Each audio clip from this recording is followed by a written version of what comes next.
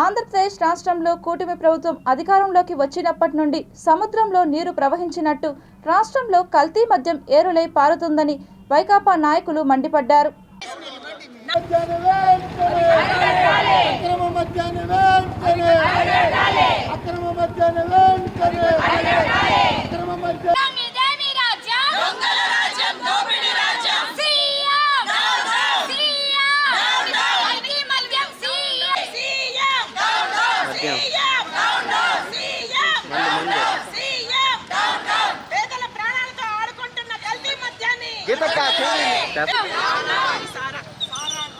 రాష్ట్రంలో మద్యం ఏరులై పారుతోంది.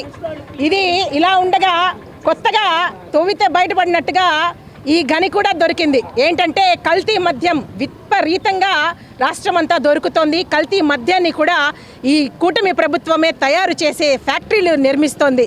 ఇలా ఉంది మన రాష్ట్ర పరిస్థితి. ఈ కల్తీ మద్యము విచ్చలవిడిగా దొరకడం వల్ల పేద కుటుంబాలకు సంబంధించిన కూలీలు, నాలి చేసుకునే పనులు చేసుకునే వాళ్ళందరూ ఈ కల్తీ మద్యం తాగి ఈరోజు ప్రాణాలు పోగొట్టుకుంటున్నారు.